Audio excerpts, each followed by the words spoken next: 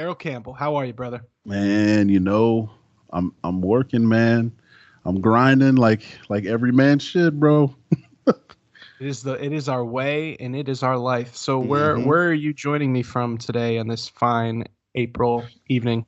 Currently, I am in the Hyatt Place downtown, Nashville, Tennessee, at the draft, 2019 NFL draft. Be down here working, grinding it every man style like we always do, and just being about that positive ray of sunshine, bringing people in, hugging them up, showing them the love, showing them the everyman way, bro.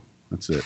That's what you got to do, especially when you're laying down the law with the edits. You gotta lay Got down the law with the edits, and I guess you know what. If also let me plug this real quick. If you're liking what you're hearing on the Everyman podcast, please hit that subscribe button. SoundCloud, YouTube, iTunes. If we send up smoke signals, go and grab them for us. You know what I mean? just Say that reach you and grab love them. it because it's for you guys anyway, man. It's all love out here. That's right. All love, all every man. So today, the episode that we have here is part two of our conversation with Mike Mangini that we recorded last week, and I wanted to follow up on a couple things that we discussed in the first episode and a couple of shout outs. So Mike alluded to the fact that we met on the tour bus and we did our first interview there, and we had somebody very special that helped us out, filled in as the third man that day for the Everyman podcast. That is my good brother Mike Morales, aka Momo. Momo gave up his Saturday afternoon for us and did a great job on the audio, so I want to thank him for that. And also we met some listeners while we were there, and that was a really cool experience for us because, like Daryl said, we're doing this for you. We want to connect, and we want to bring positivity and inspiration into your lives, and that it gives us energy and that inspiration back when we're walking around the Tower Theater and people are coming up and pointing to our shirts and saying, "Oh yeah, I listened to that podcast," and I go, "Hey, well, we are that podcast." So to the guys that we met out there, outside the box office and the bar and in the show, thank you so much for listening to us and being a subscriber and sharing it with your friends and family. That's what it's all about, getting the everyman word out there. Yes, We've indeed. we've got some really cool content coming up. Obviously, like Daryl said, he's at the NFL draft, so we're going to be talking about the NFL draft next week. Yep. We got some former NFL players coming up. Yeah, we got some former NFL players coming up. My brother Tank Johnson, he'll probably be on within the next couple weeks or so. Actually, you know what? May is kind of booked, right, Brother Jay? We got May slammed through, but We're slammed through. Stay tuned for that. We got might have some returning David guests. Yeah, some returning guests. We might have Aaron Beasley rolling through this bad boy. Trying to link up with David Tyree and a few other of my compadres. So, every man, baby, every day, every way. That's how we live. And just to get inspirational, positive people that are just pointing the hell out of things in their everyday life, trying to galvanize together, bros. That's right. So whether you're here for the music, you're here for the lifting, or you're here for our hot takes on Mountain Dew, stick around for the ride because we've got big plans for this. So with that being said, let's take it away to our second part interview with Mike Mangini, the drummer from Dream Theater. Let's go.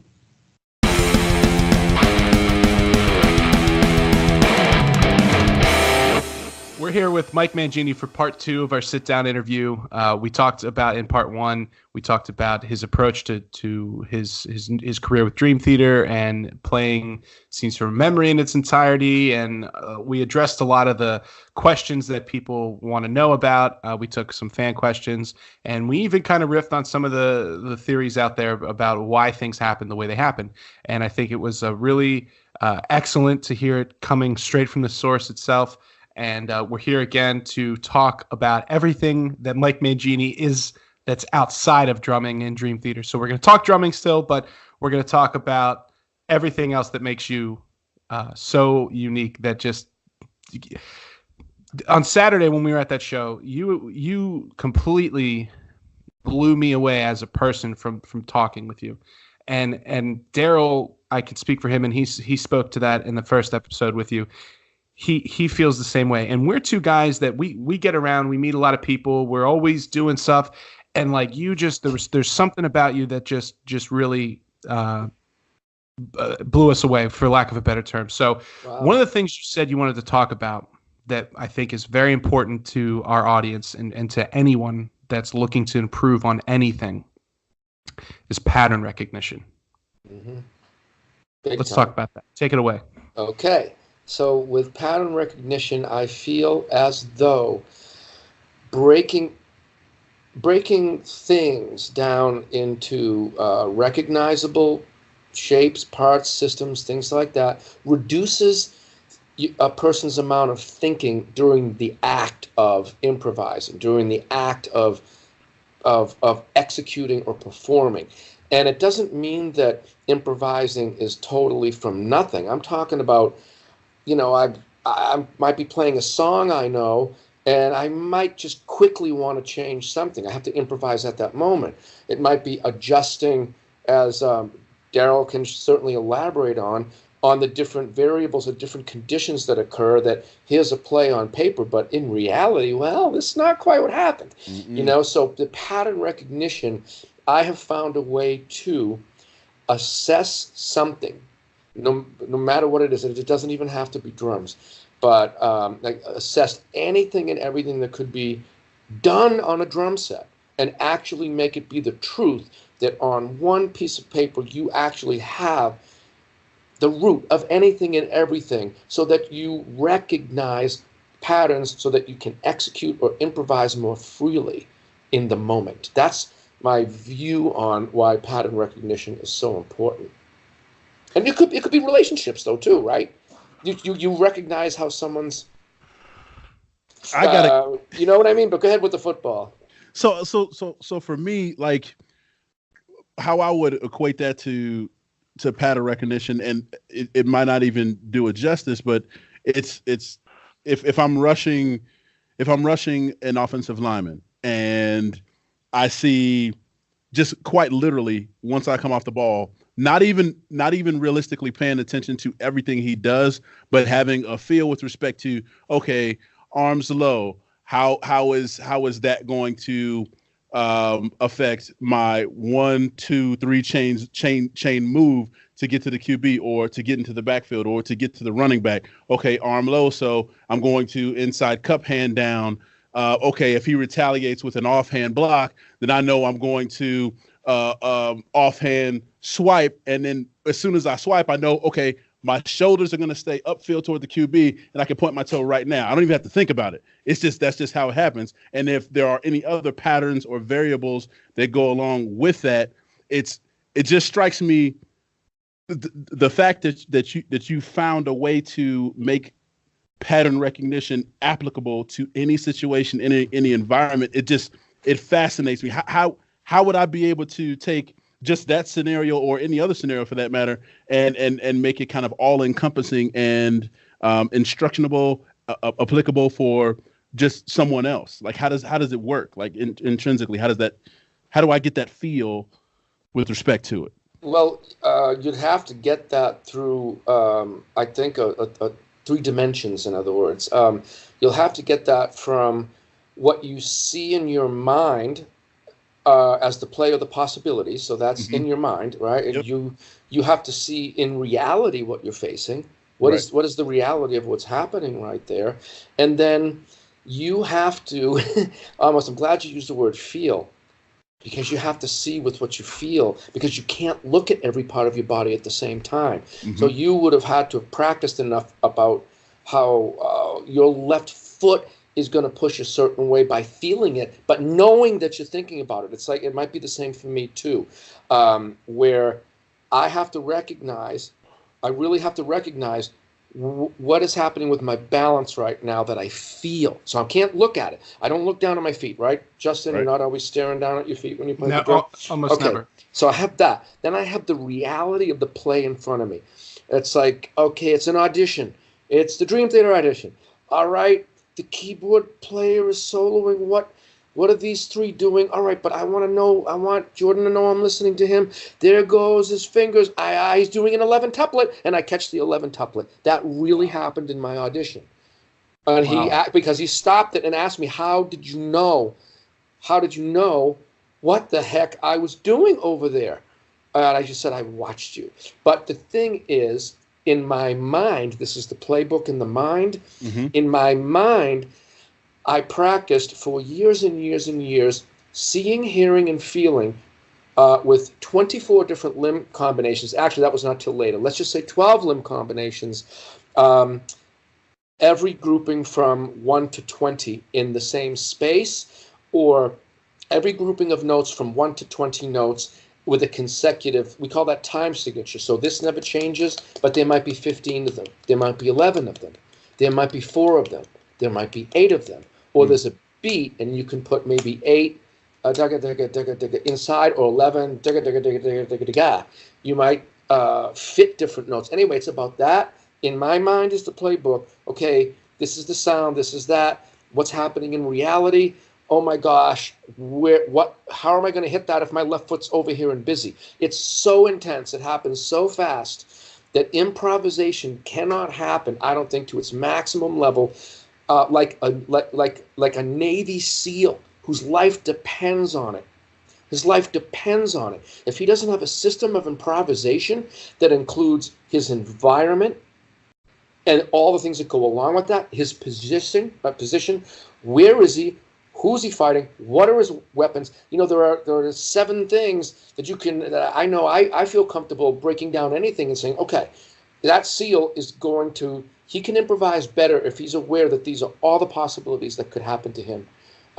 If he addressed all of these things. Not that I couldn't last for 2 seconds in a tub of ice like those guys. That's not what I'm saying. But what I'm saying is that it's a thing. Football is a thing. Drumming is a thing. And improvising is a human thing.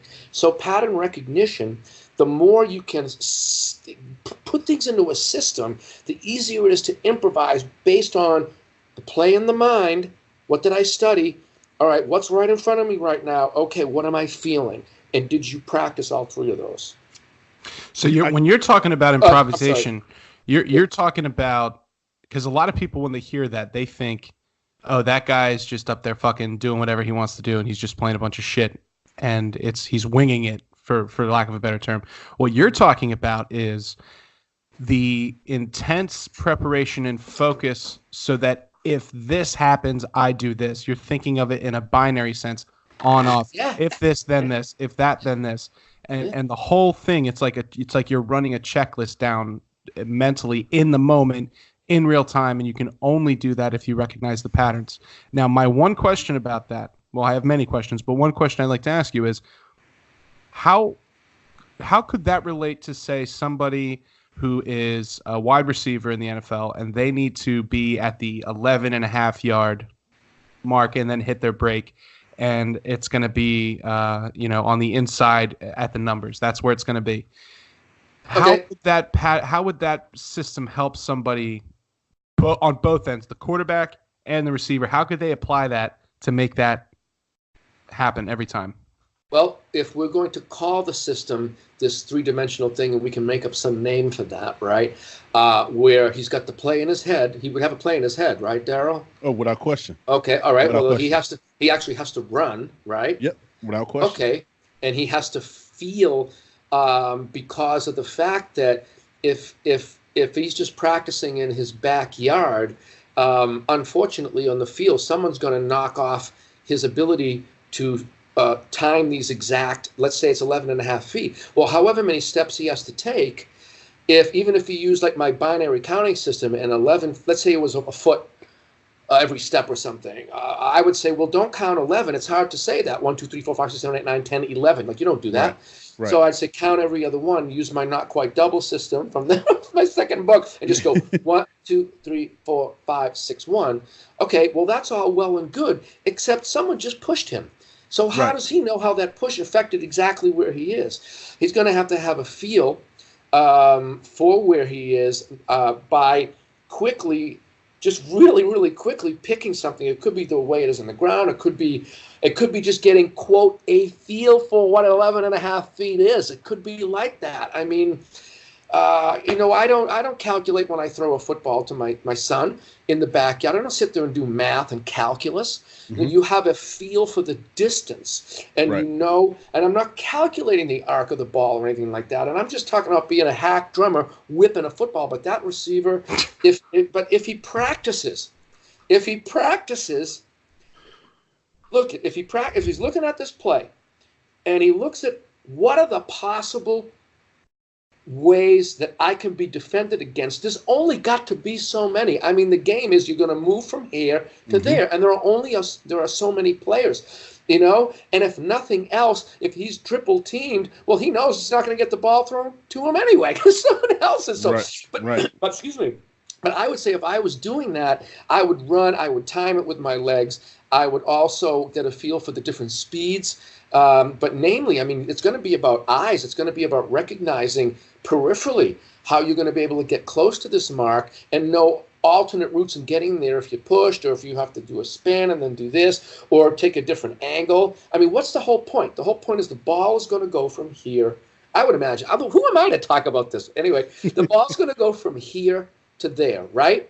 Right. And that's why there's a lot of times I might see an interception happen. You don't know whether or not the receiver didn't go where he was supposed to. That it's not even his fault. You don't know if the quarterback threw it to the wrong place, and yet everyone on TV in the stands are yelling at these people like, "You throw that ball. See what you know." You go ahead and throw it to Gronk to try to get it in that perfect spot. Why don't you try that, or whatever. So he's got to have a feel by practicing it over and over again. I would say you got to have the reality of facing different ways that somebody's going to try to stop you from going there, and immediately recognize that if you're going to do your juke move this way, well, it's going to take you this much time to get to this spot and then that spot. If you're going to move this way, well, then it's going to take you this much time to get from this spot to that spot, and you better be at that spot in a certain amount of time. And you have to know that by running the different plays in your head and seeing it. That's how I would approach it. You know what? That's kind of blowing my mind a little bit right now, simply because you never think about the entirety of all of the outcomes in preparation. So I'll practice you practice getting off the ball on several different counts, and then you innately start to develop a feel for all those counts, and then the muscle twitch and the quick twitch, slow twitch, and getting in the backfield. But you never think about, okay, the guy that's going to be there in front of you, because right in that moment, you're just working on getting off the ball. I think if you took it a step further and started to visualize, okay, not only do I have to have a feel for that ball, I have to have a feel for, okay, the guy that's there. Take myself beyond just the nature of the drill that I'm going through, and make it applicable to game speed. So when you say, okay, this is kind of fascinating. So if you say if that end breaker has to be at 11 or 12 yards for somebody like Tajay Sharp, what if he started to practice that 11-yard break? What if he gets jammed at 5? And he imagines that possibility. Okay, what if he gets jammed at 10 and imagines that possibility? And he went all the way up and down the spectrum. It's almost like Bruce Lee with Jeet Kune Do. It's like he's not worried about the guy that's practicing 7,000 kicks one time. He's worried about the guy that practices one kick 7,000 times, because he's mastered that moment in time with respect to those 7,000 for that one time. He moves on to the next one. So after a while, it adds up, and he understands every possibility of the kick itself, a kick in general, and it makes it that harder to defend against. You want to know what? Never even think about that. Well, check it out. Check it out. I mean, it also reduces the amount of possibilities mentally, because you realize what also cannot happen. You don't have to worry about. For example, I know in a certain rhythmic scheme, there are certain things that are not going to happen. And I know that by seeing the whole picture.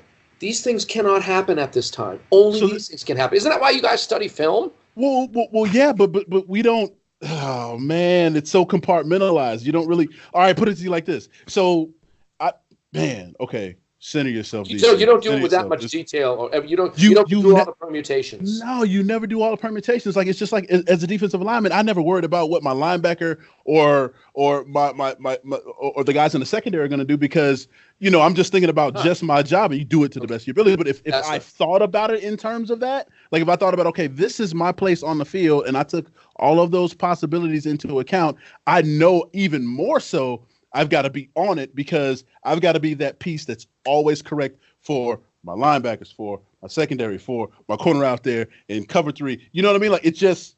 Well, what if you knew and you studied and practiced it enough? What if you knew that you were trying to bait the quarterback into thinking that one of your very proficient, let's say your strong safety is just going to react more successfully if he's in a certain area than not. Let's say you just know that, all right? Right. But what if you bait that quarterback and you see that quarterback's eyes going there, but you realize the other things that are going to happen might give you a little edge in some way? Or is it just, okay, look it, you got some guy that's as big as you, and you guys are just pushing each other around. Well, then it makes no difference what happens back there, unless you know that, well, wait a minute, if you know the quarterback's going to see that and react differently, and you know that maybe that team prepared so that the person blocking you knows that too,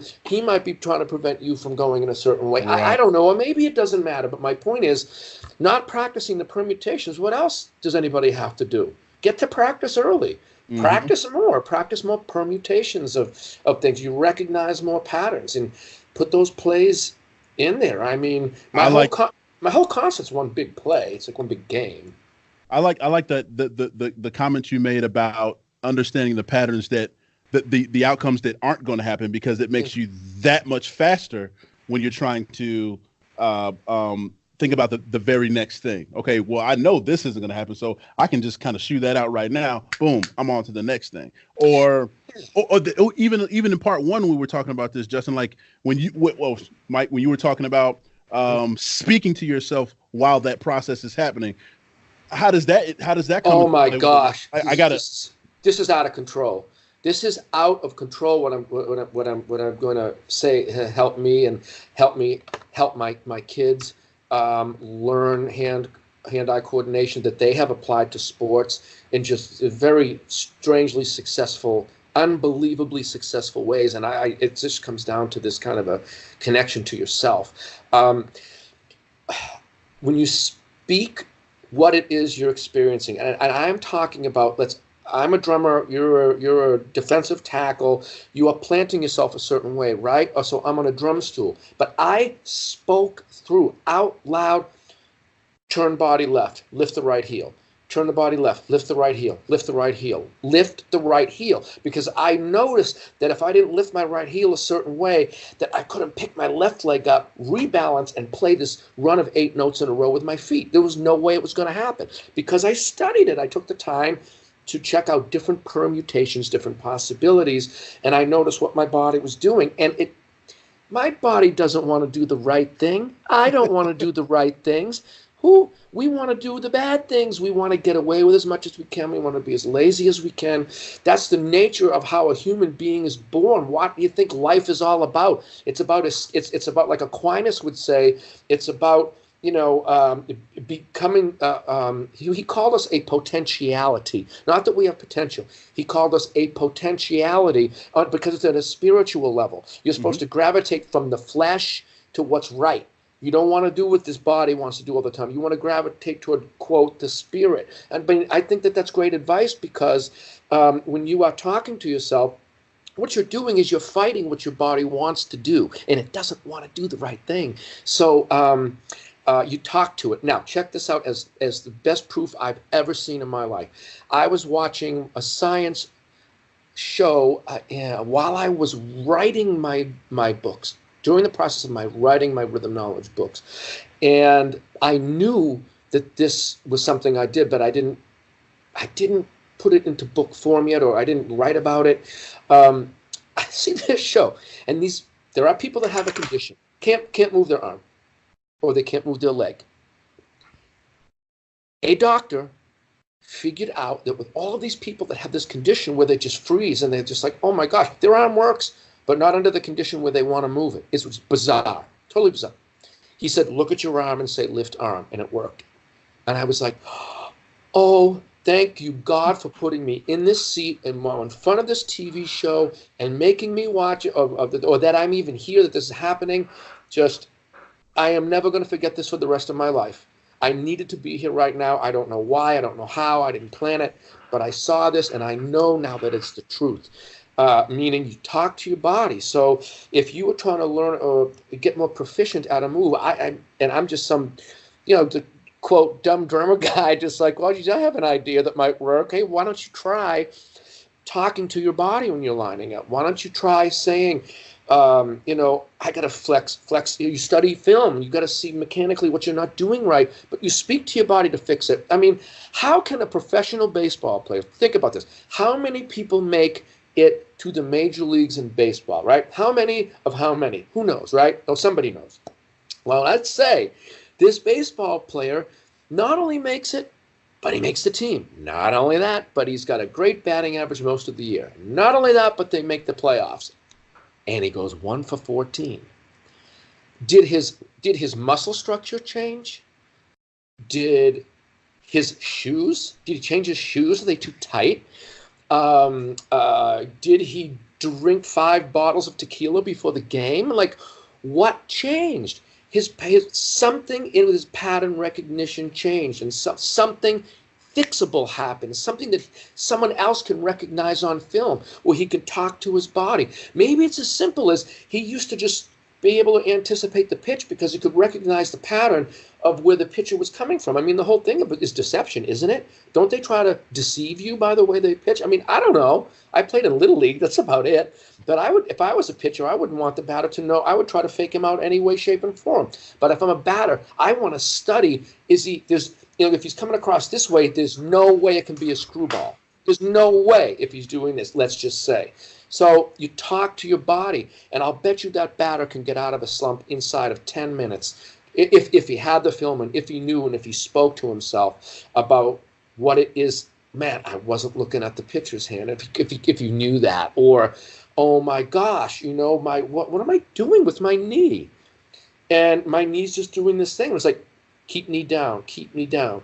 It works. I'm sorry to keep yapping about this, but I worked with a drummer at Ozfest. Okay, I don't have to mention who because that's up to them if they want to say that I worked with them or whatever. So I'm literally on stage, and they had an issue playing a bass drum part, and before the show I spent 45 minutes not reteaching this person how to play the drums. What's going to change that day in 45 minutes? What's going to change? Their muscle structure? No. So they're in a slump now.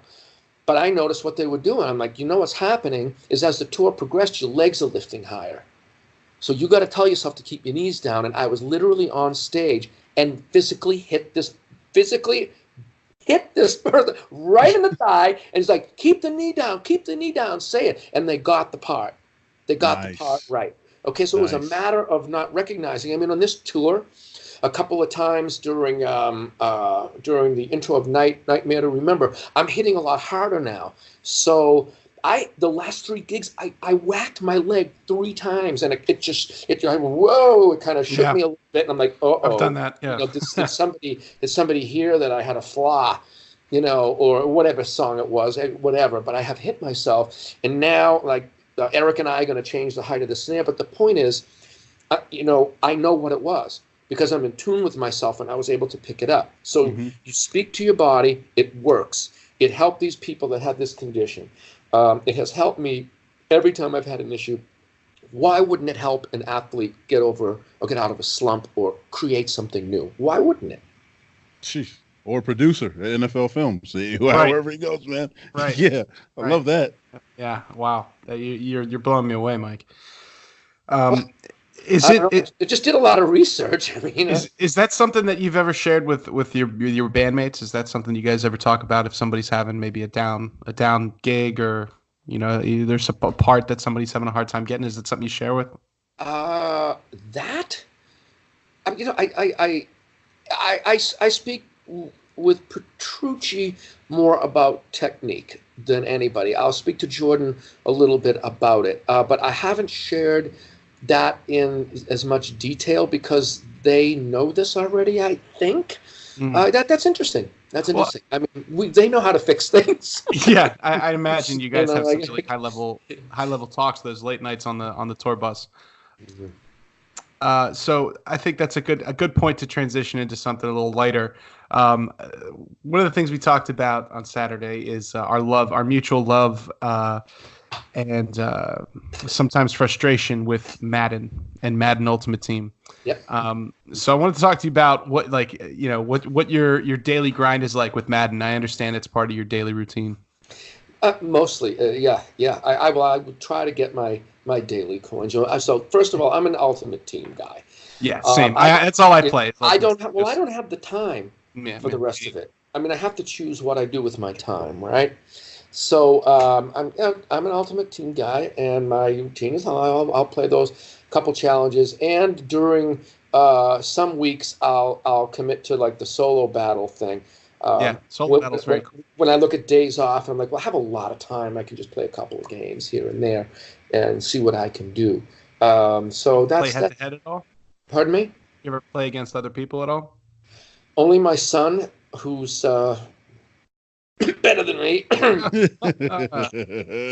Alec is a shark. He's a shark. Yeah, he is. He is. Incredible. He's like, you got a better team. I'm gonna beat you. Come on, let's go. But he's quick too. He inherited all the quick, fast twitch stuff and everything like that. His mind works a million miles an hour. So Madden came in handy. I mean, the reason we own it is because he's very inspired. Not only is my family a big Boston sports family. I mean, my mother and my sister. My mother would yell at the TV during hockey games. The aunts, the uncles together on Sundays. I mean, it's loud, and all the women are into every sport. They know all the players. They're yelling at the TV. It's just awesome. Like great stuff, right? So anyway, I think it was when we were watching A Football Life, and it might have even been John Randall inspiring him. Just his story is, I can do that. He wasn't supposed to make it, blah, blah, blah. So one thing led to another, and I'm like, I think I should buy you this game so you can study it. And it helped him quite a bit. It helped him. I could go on about that, but it absolutely helped him because he didn't even want to be a quarterback in two different cities and two different leagues without even being asking to. He was made the quarterback. So, and I have some good film of him doing that. I mean, I've been filming him so he can study it later. But he wants to be a DB. He's Cam Chancellor is his main man, and Rodney Harrison. And we're Patriots people. Don't get me wrong, but look, it's just like the drummer thing. Right. When someone's great, you have to respect it. You just want to take greatness. Mm-hmm. You just want to soak in greatness. So, yeah, I'm an Ultimate Team guy, and no, I can't stand how the CPU cheats as badly as it does. And it's just crazy because I know all the excuses. Like, well, then don't play it. I thought, oh, yeah, but it's not the point. The point is, I earned this player. I played a million things. I finally got this 92, 93, whatever 4, and like the CPU just leveled them. It just amped up, and just my purchase is worthless now. I just want my 93 overall Paul Krause to get interceptions in man coverage. Is that so hard? Is it so hard? Last year, I did everything to get his ultimate legend last time. This time, I went all Seattle. Oh my gosh! Really? Can you imagine? Daryl, yeah, just a little context. Paul Krause is always one of the best. I had Bobby Wagner, but I amped up the Seattle using the uniform. Yeah. So that's CPU. Guys, come on, man. Come on. I know you got the monopoly. We all know that, but listen. And we love you. We love you. Every man loves Madden. Yes, we do. If I earn the privilege of knocking the you-know-what out of somebody because I earned that player, that's not fair. All I care about is being fair. That's not fair to take that away from me. Otherwise, I'm not going to buy it anymore. I'll just stick with it, whatever. I'll play the simulation. I'll do all that. I won't do it I'm tired of this stuff. My guy's running out of bounds. My 98 dropping a ball in open field. Well, and here's the best one. I was going to cross. I had Ricky Williams, and he was running in for a touchdown. He came with the program this year. Yeah, and you could upgrade him all the way throughout the season, Daryl. Yeah. I'm running with them, and now all I'm doing is score the points, and I get the ultimate on the solo battle, and then you get a lot more coins. You know what it does? It knows this is going to happen. I cross the line with Ricky Williams, and the ball goes into the stands, and it gives a turnover, and I don't get the points, and I don't get the ultimate. And I'm like, I called them. You called EA? I called them. And I'm like, don't you lie to me. I was a programmer. Zeros and ones. Don't even go there. Just admit it. Did you just call the regular 1-800 line? Just admit it and apologize to me. I said, I know you're being, I called 3 times. One of the guys finally, it goes, well, we have to. But you don't have to. You don't have to. Anyway, let's get off of that. But that's amazing. That's an amazing story. Thank you for sharing that. The game has it can teach you. I know there's a lot of people unhappy with that, but a lot of people happy as well. Just I don't know. Well, when I was young, I started playing Madden 2003 with Marshall Faulk on the cover. That was the first football game I ever played, and that really helped me.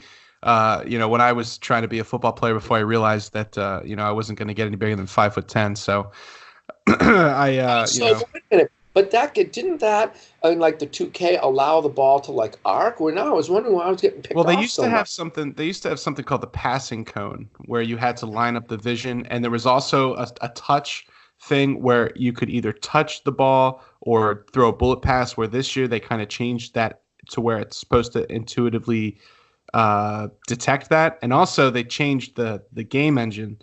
I know we're getting very detailed here on the Everyman, but when they changed the game engine, apparently it affected the physics engine, because the Frostbite engine is what they use for the Battlefield games. Yeah. So I think the trajectory system, again, I'm no programmer or mathematician or anything, but I think the projectile system is a little off. Okay, I'm gonna play a violin here while you're doing this. Yada yada. You know what changed? What changed was the trajectory, so that 71 could interrupt the 97 quarterback and a 98 receiver. To make me want to actually pay money and buy a better player. That's what changed, didn't it? I don't know. Come on now. Yeah, there might be some dark arts involved. As Archie Bunker says, geez, they're eating, huh? Come on. So I don't know. So in my family we learned from it. I don't know. But I went with and I used the lime green Seattle uniform because that they also mess with they get you any way they can. They change the shadow so you can't see certain pants or shirts. It's all of a sudden it's pitch black or stuff. I'm like, I can't see my guys. I can't. Oh my God, what do I? So I'm like, forget it. I'm getting that lime green. It's a conspiracy. Madden conspiracy. It is. Oh, I love it. So I play a little bit. I'm limited. I do not have the time for the rest of it. Yeah. But it keeps you busy, keeps you happy, so that's good. It's just a different change. It's like physically, I had so much to do today that I could not leave this room. Otherwise, I would have been golfing with John Myung, and my drum tech Eric, and our audio engineer assistant Ed. That's where I would have been today, was golfing. But we'll do it the next day off. I got to make a change. I got to do something, cross training, I guess. I don't know. Yeah, cross training. Do it. Explosive movements. I love it. Some competitive fun, and me taking a golf cart and driving it where I'm not supposed to, and giggling. That's what they're for, I thought. Who's the best golfer in the band? I'm curious. Well, it's just John Myung and I that golf. Okay. I've been playing a lot longer than him, so. So there you go. We'll see. We were talking about kind of music and bands that we mutually really respect, and we were throwing around a lot of names. But one of the ones I wanted to talk to you about to kind of get your opinion on is Meshuga. Meshuga, other than Dream Theater, is probably one of my biggest personal influences. And Tomas Hawk, the drummer there, he changed my opinion and perspective on sizes of drums, on the way he, similar to how you have a completely different approach with regards to your melody setup with the toms, but Tomas really has an incredible take on it. And I shared a story with you about being at a Meshuga concert and feeling like there's some sort of primal connection that they're tapping into, and I've been sharing music with Daryl as we've been going along this journey together, and I sat him down one night and we just watched Meshuga live shows, and he was like, he was picking up what I was alluding to. So I wanted to see what you think in regards to rhythm, drum bands that have like a drum focus, like kind of like Gojira also is another one that's similar to that, where they have this ability to kind of groove people into a certain state of mind. And when you go to one of these shows and you look around, it's not the typical mosh pit scene that you would see at, say, like a Slayer or Lamb of God show, also under wonderful bands, but it's more like they're getting everyone tied into a frequency through the rhythm, and they're moving everybody. And we were talking about what is going on there and how you do that. And I'd love to get your thoughts on kind of what Meshuga, that style of drumming, and what you think is going on with that. Well, first of all, Tomas is one of the players that has reached a point that's past this particular line where, okay, you are in the group of the best. And there's a lot of the best, because there's a lot of people that do a lot of things differently than each other. But he is definitely, everyone knows that. I mean, I don't even have to say that if you're a drummer. I think more specifically, what's happening there, it's interesting stuff, because a long time ago when I started composing, I've been doing it for a while, and will eventually come out with my record. Maybe it'll end up at the end of this year or next year. I don't know. I'm just doing it in my spare time. Anyway, the point being is I recognize maybe something they did, I'm not sure, which is how I'm relating, that when you do time changes, the beat skips. Unless your Brahman area in your brain has been tuned in to this kind of thing in polyrhythms, it's not gonna compute. All right, it's not gonna get you on the radio, because the mass amount of people haven't wired up this area. As far as I understand, as far as MIT has proved, is the reason why progressive music or certain kinds of music is just not palatable to people. But anyway, he's cutting it into four, or what seems like this just big beat with notes in the middle of the beat, but you can hear something palatable. His mind, that band's mind, has to be so practiced with the way that an odd amount of notes crosses over an even amount of notes over time. It's like, you know what? They probably studied the multiplication tables in school. So kids, get those multiplication tables together, because you might have to, on the fly, know that 7 times 9 is 63, and you're going to have to know that on this note, this whole thing turns around, because they play patterns that cycle over long periods of time. That could be hypnotic. And that's the word, hypnotic. He's got to hold it together. Never mind the stamina, and it's not just physical stamina, which I don't want to say just. It's not just. It's like, that's just crazy. It's mental stamina. It's fighting his voice. My gosh, I only know what goes through my head trying to play. I mean, I've been thrown off just by looking at the championship banner signs in a venue. I played in Detroit. I saw the Pistons thing. I'm like, oh my gosh, I remember Vinny the Microwave Johnson, and that Dennis Rodman, and this guy, they beat the Celtics this year, or they, oh my gosh. And I'm thinking about this, and sure enough, I make a mistake on the G3 tour, like, So I don't know what goes through everybody's minds, all right? But that's what I believe is happening. And so my take on it is first of all, it's respect, it's understanding. I get it. It's enjoyment. It's just awe. And, how about 3 more doses of respect? Because it's physical stamina, it's mental stamina, it's self-control, it's care.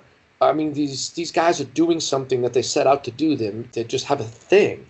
And they're someplace, and they are somebody that are doing it, and people know them.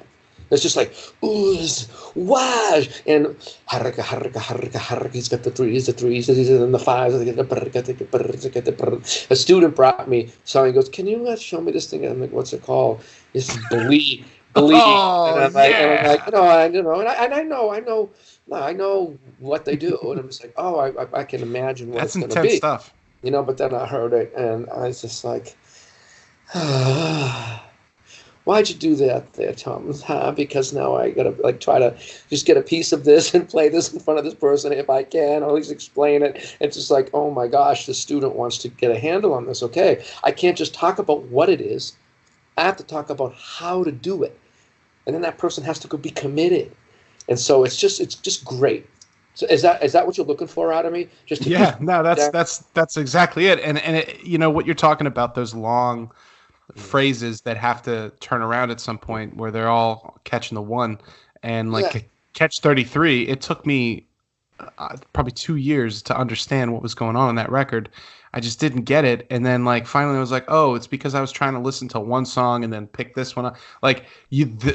Sometimes they do things where they do it without explanation, Daryl, which is so interesting, where it's not like, hey, guys, you're going to want to listen to this one straight through, okay? It makes sense around track 8.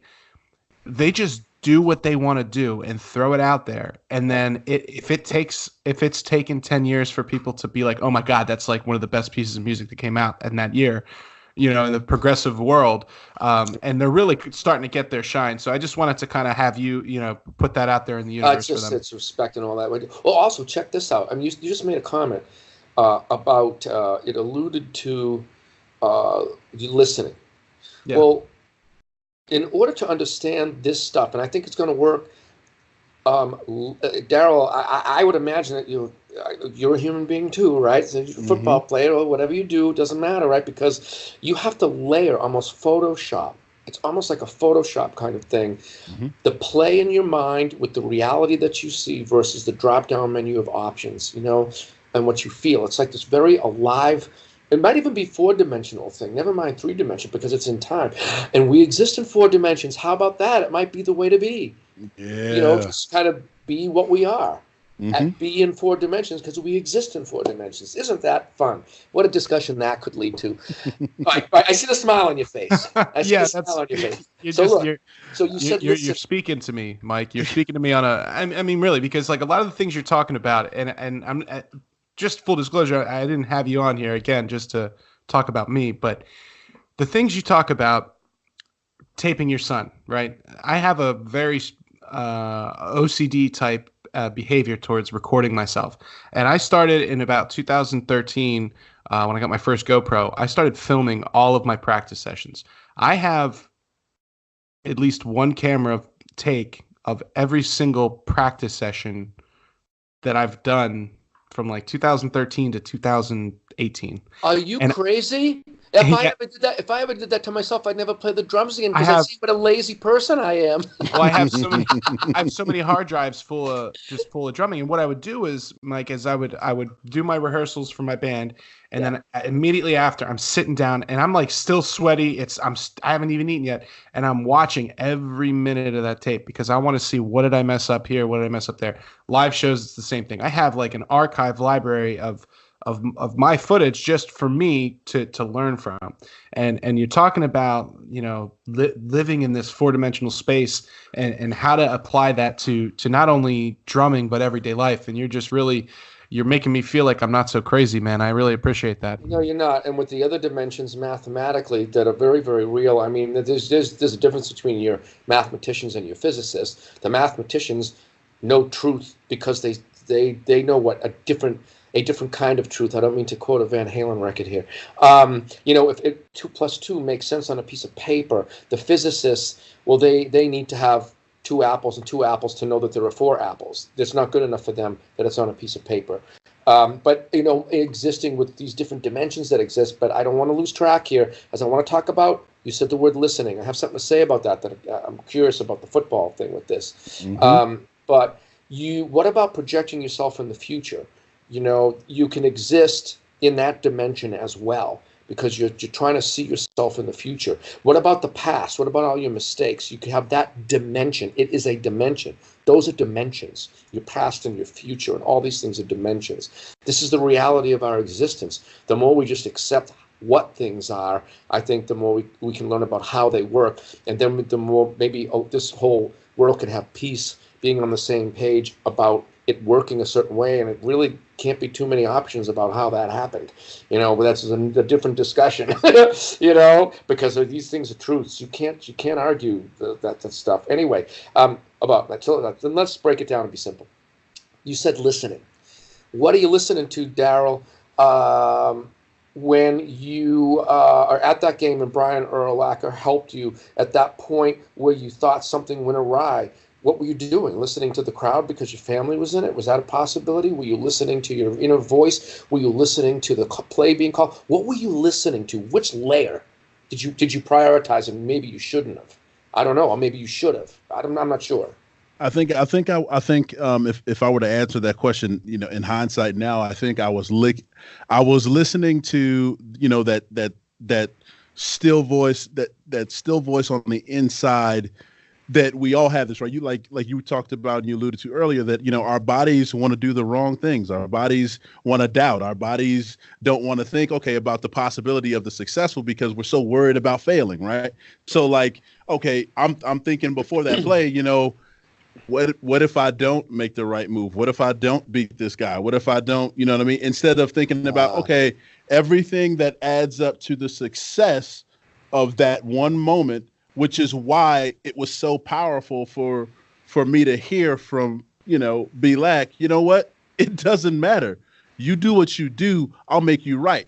And so that was the first time within that process I heard, I'll be right.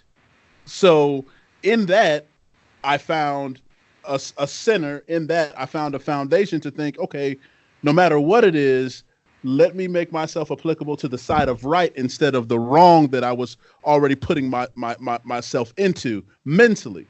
Yeah. So then once I got back in my stance, I said, it doesn't matter what this dude does. I'm going to ball out because I'm already processing being successful in this moment. So if I were to answer the question, I think that's what it is, which is why I think it's so powerful to, like you say, whether it's 3 dimensions, whether it's 4 dimensions, to understand that list of options that come up that make you successful, and processing it like that, one step at a time, to where, you're always ahead of the game, as it were. Yeah, a lot of these things I think they need to be taught and prioritized. Like, what voice are you listening to, Justin?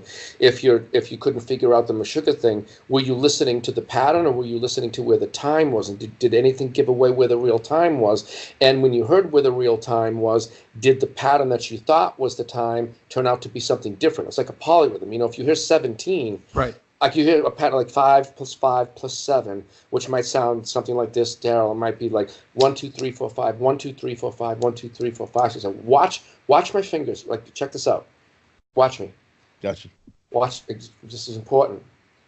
1 2 3 4 5, 1 2 3 4 5, 1 2 3 4 5 6 7, 1 2 3 4 5, 1 2 3 4. I'm holding up my 2. I can't say 1 and 2 at the same time, but I can picture it in my mind. Right. I'm prioritizing that I've just done 2 of these clumps of 5. But what if I told you the time was here? Chuckata, chuckata, chuckata, chuckata, chuckata, chuckata. And then I went dot dot dot dot dot dot dot dot dot dot dot. But if the timing is triplet, right? The second 5 and 7, but I don't say the word 2 because it's too much to do. So what am I prioritizing? What is it that you're listening to? So these things, I had to learn them, but nobody. My teacher was the best. I guess the luckiest person in the world. 8 years. I had 2 teachers, Walter Takazik and Dana Sickles. Walter taught me for most of it. Dana taught me for a year. Very much the same. Just like, be aware of what you're doing. Kind of like, they weren't just showing me lefts and rights. They were telling me about being. Mm-hmm. They were telling me about being, thinking, looking, understanding, and pushing me to be the best I could. But I don't want to lose my train of thought here. Another album quote. I don't want to lose my train of thought. But I guess listening can be taught. All I can think is, All I can think of is just I saw a video clip in my head of some footage of Lawrence Taylor. It's just like, I don't know that he's doing anything at all except smashing someone out of the way, spinning, and just crushing their helmet. Like, it's just that simple to that man. Like, what does he say? A bunch of crazed dogs. Yep. You know what I mean? So it's different approaches to this. You got your Lawrence Taylor, and then you have someone with the potential to be so great, but maybe they need a few little adjustments on prioritizing and looking at the possibilities and the possible options and permutations and thinking in these terms and just focusing on what do I think and when do I think it, and being successful in that way and getting on a team. I know. Well, just something that was just said casually after the podcast didn't work. Remember we're talking about. I had the New England Patriots, garb on, and I just do that because I like comments against them. I mean, I like riling people up and ruffling feathers, especially in Philly, right? I'm sure that had nothing to do with it. I have fun. Right. I like I like that competitive spirit. I like when people give me a mouthful, but genuinely we have fun. Genuinely, it's fun talking. You're like, I don't like you guys or whatever, and that's like, hey, we didn't win every year, and anyway, it opens up for fun. But I do it I actually really like the shirt. I have a salute to service shirt. Thank you, fine gentlemen, men and women. Thank you very much for this safety in this beautiful country of ours. So I love the shirt, the sweatshirt, but it's my team. But we're talking about Belichick and the system, and I totally believe that as a drummer, as a coordinator, I am coordinating limbs, but I'm a coach that can control all the limbs. You're talking about Belichick and any coach needing players to quote do your job, right? That's one thing to say it. It's one thing to understand it. But for that man to successfully, with different people, to get people to believe it, it means he's offering something they believe in. And it's not a threatening thing where you're going to lose your job if you don't. And that doesn't work all the time. It affects you. I mean, it darn well better. You better wake up and do what you're supposed to do. Don't mess up. You're off the team. I mean, it's about the team. What I'm talking about here is a belief that even if it's not the greatest collection of plays in the world, even if the right perfect play isn't called all the time, like, here I am on the drums, I'm talking about drumming as much as I am in football. If all the pieces buy in, I can tell you as a drummer, what that means is that they are working in harmony together. And that is stronger than let's just say a technically better play, but the pieces aren't working together, because then the play doesn't work. So what's the difference? What's the difference? But you got to buy into the system, and he has found a magical way. That's a magical way. He's found a hardcore way to make that happen that I've recognized, and I truly believe that that players coming in and out, it matters. To a point, it doesn't matter to a different point, but it matters to some point. It's just what point does it matter to when a player is on the team and then not on the team, or comes in or doesn't come in, or wasn't successful and now is successful, or was successful with them and is not successful somewhere else. I mean, thoughts on players or systems or Bill or anything? I mean, are you worried about losing Gronk? Because you're talking about people coming and going, and he was kind of, like a key safety piece there for that offense. You worried about that at all? Why wouldn't I be? At the same time, he's a puzzle piece. So let's say why I am and why I am not. Proof in the pudding. The second Super Bowl that the Patriots lost to the Giants, if I remember correctly, Gronk had half a foot, so he couldn't jump. And if I remember correctly, there was a pass that he would have normally been able to catch that, was not caught. And I don't remember if it was for an interception or not. I think it was. Of course, everyone loves to say, "Oh, Brady got an interception." And it's like, excuse me, that would have worked, because Brady's, I think maybe his mechanics and his recognition was, he sees Gronk, he doesn't think, he knows pinpoint to throw the ball, which he can do and which he does, but yet maybe Gronk couldn't jump. So yeah, I'm worried.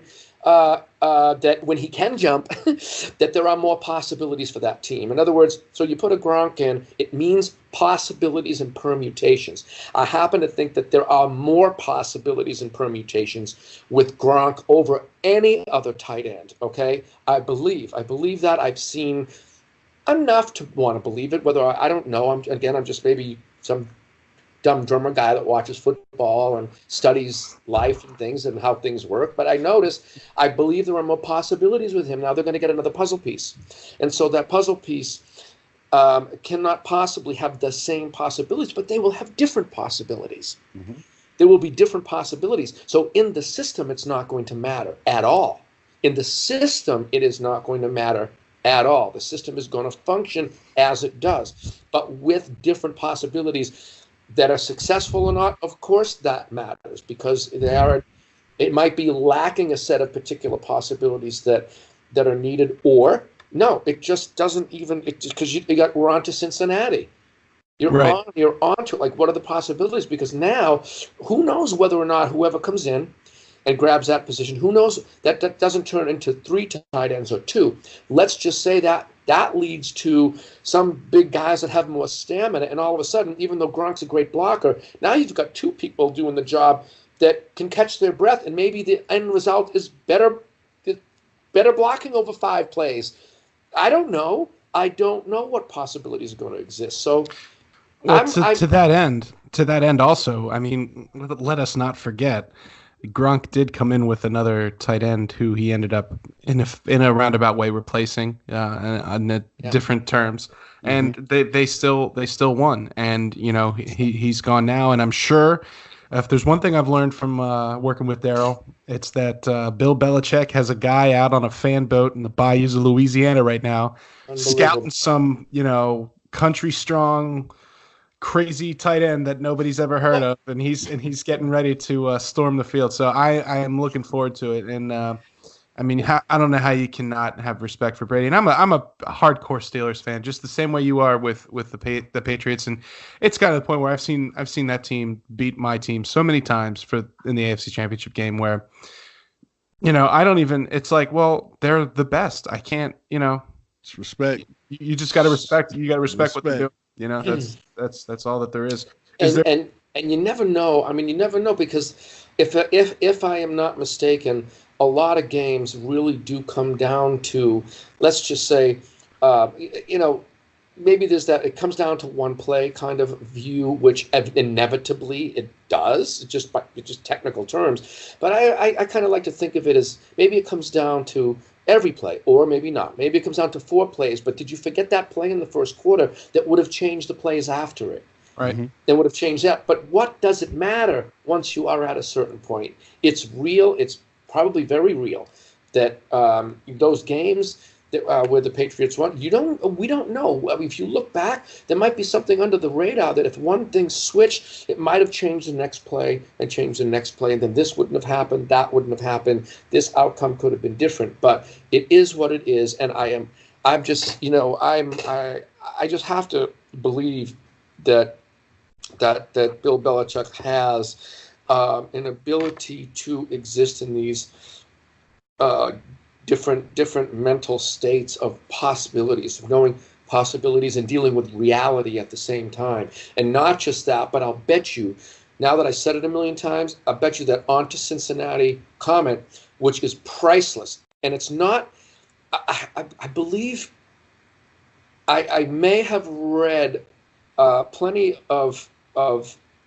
comments by journalists that, well, he's just being this way or that way. It's like, wait a second. Hold on a second. No, he's not just doing it to dish you or mess you. How about this? How about the fact that he really believes that? Because what if he's coaching and he gets in that mentality? It's probably 24/7 for him. That he will not exist in the previous. He will not, or too far in the past. He will not. He'll learn from it. But he's not going to live there. What good is it going to do? I mean, I think for him to go out to a press conference to say that is shows what he's like on the field. He's like, okay, all right, I'm mad that this didn't happen or that, or we missed this, but like, what do we got? What do we got? What do we have? What's happening next? Yep. Right? I mean, Well, and we've talked at length about it. He's the ultimate. He's the master of situational football, and football is a game of attrition, as Daryl always says. That's so. When what do you think, Daryl? He's got that in his head. Yeah, I mean, no, Justin. Sorry. It's you hit it right on the head when you talk about the possibilities, Mike, and the possibilities with respect to football. It exists within that realm of situational football. You have a coach who's seen every possible outcome. Good, bad, indifferent, successful. He stays on the side of the successful because he understands how situational football works in the success realm more often than not. And since you've seen it all and you've done it all at a high level and you've accomplished winning as much as he has, that's just how the team works from top to bottom, from the pro personnel department to Bill Belichick as the head coach to his scouts, like you said, out there, searching for the next country strong tight end to bring in there and be that puzzle piece, Mike, that you say, to fit right back into the system and be successful. So it's just situational football. It is Chuck. What I was thinking when you were saying that was, I believe that. I agree with you. I wonder though, that just doesn't beam into the guy's mind from Neptune. No. He's got to get it. He's getting up early in the morning when it's hard to do that. I'm sure the family has suffered. I have to go away and be away from my family all the time. I have FaceTime. I have technology. I think when he was doing his thing, how did he stay in touch with his family? I'm like, what happened there? What choices did he make? He had to have been up, early and to bed late. I mean, that's it. He doesn't know every situation because it beamed into him because he earned it, didn't he? I mean, without he had question. to just go and do the work. All about the grind. And he, clearly, I don't know. I never spoke to him or anything. I don't know him, but the sacrifices, he could probably write a book on the sacrifices. I don't know. Maybe not everybody does that. Or do they do it?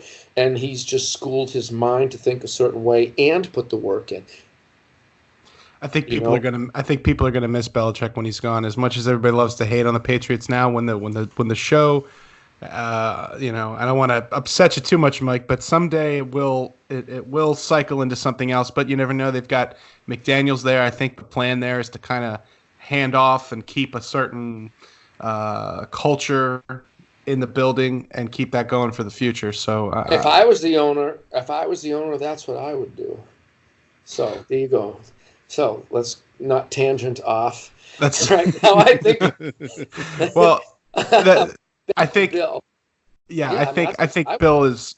He seems like a guy that you could put him in anything, whether he was leading Navy SEALs or leading the Philadelphia Zoo's veterinarian squad. I think it would probably be excellent no matter what. Best squad ever. Right. Yeah. Some people just know how to lead. It's leadership is something that not everyone can do. But Mike, I want to thank you, man, for spending some time with us. We got to really know you. Yeah, and Mike. Not only at the show, but these conversations we've had over the weekend. And all the emails going back and forth. I mean this from the bottom of my heart, man. I wish you nothing but the best, and I want you to just keep you exude joy and happiness when you're playing. And Daryl and I talk a lot about sharing positivity with people. And we were walking around, Upper Darby / Philly the other day, and we're just cutting it up and interacting with people, from the people at the bar, the Dream Theater fans that came into the bar that we're hanging out, we were talking to, and everybody just was buzzing, and people were like, oh, they see our shirts, and like, oh, what are you doing? And like, oh, we were here to interview Mike Mangini, and everybody's like, oh, what was he like? How, and it's just like, people, regardless of what we talked about in part one, people do love you, and I just, on behalf of the fans, on behalf of the Everyman podcast, and Daryl has said his piece, just wanted to thank you for having us. Thank you for showing us such great hospitality at the show. And we look forward to keeping tabs on you and bringing you back on for talks throughout the season when the Patriots are doing their thing. And wait a minute, when they're 1-2 and all those things start. Right, we're gonna when they're 1-2, it's the end of Brady. Yep. We're gonna call you, and you're gonna calm everyone down. You're going to chill it out. Too long now. No. I know. Well, listen, thank you so much for saying that. As I enjoyed it, and people want to get to know me. Just listen to this. I don't know. This is a great place to start. That's for sure. Yeah, and this is my situation and many situations can be a win-win-win for everybody if we all handle ourselves as righteously as we can, although we all cannot. We need some help. I know I need to be directed a lot of times. I need to be shown a little bit of light now and then. I need to learn all the time. But if we can try to do that, I think that the end result is a win-win-win for everybody. And just like let's we're on to Cincinnati. Are we playing Cincinnati on this tour? Now you have to. Now you have to. We have to go back. That's great. Well, Mike, see. Best of luck. Stay safe on the road, and thank you very much. You're welcome. Nice.